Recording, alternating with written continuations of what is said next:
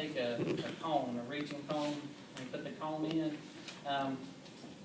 I'll put it over top of them and kind of stretch it out.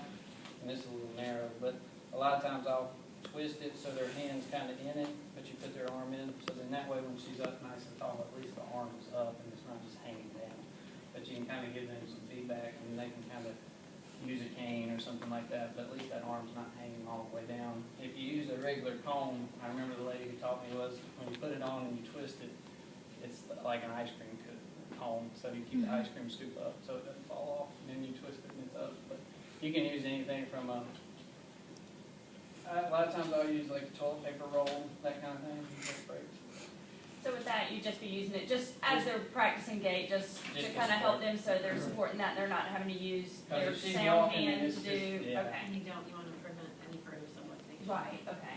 And then I'll use it because OT wants that arm to be protected, but a lot of times in the chair they might have an arm trough or something like that to help support the arm. So you just want to continue that while they're up.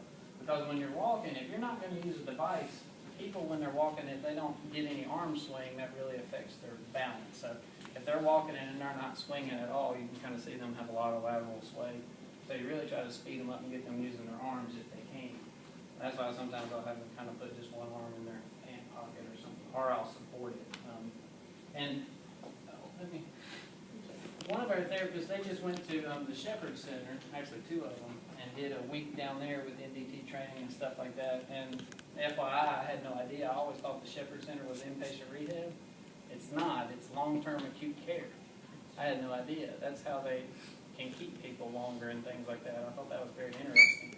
We used to have 4 rec therapists. Now we have 1, but they have 30 rec therapists on staff. It was absolutely amazing the things that they had. But the lady that was down there teaching, a lot of times instead of using a single point cane or an NDT pole, she started using the loft strand crutch some, and she did some EMG data and stuff to back it up. But when she's using, has a patient, and a lot of patients, they're going to have some core weakness, but they're also, their back and stuff's going to be weak. When they're upright, when they're using a cane, when they're pushing down, they're, getting good extension.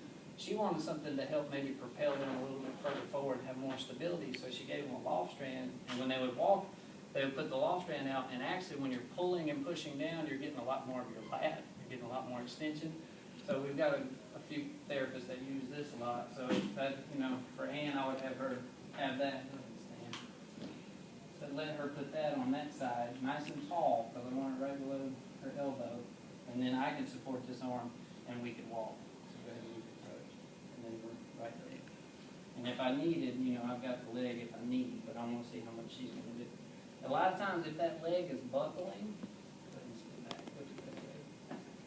if that leg is buckling, if she does a step 2, it'll continue to kind of buckle. But if she goes in step 3, once she gets here, I don't have to worry about that leg buckling anymore. It's going to be unweighted. It's getting ready for swing. So that's another thing that step through really helps. Is that called the extension moment? Is that right? Yeah. But the loft strand works. The quad canes are okay. The only bad thing about them is when people tend to use them, you've seen people walking in the community, very rarely do they use it the way they're supposed to with all 4 feet down and then stepping. Usually you get that little rocking and people are barely even kind of holding on to it.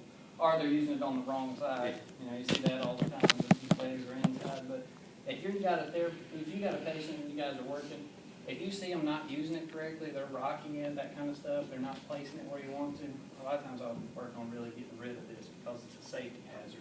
We start going to a single point cane. I'm a big fan of the single point cane. They make a little attachment called an able body tripod that snaps on there. You guys have got one back there. It's like $4 or $5.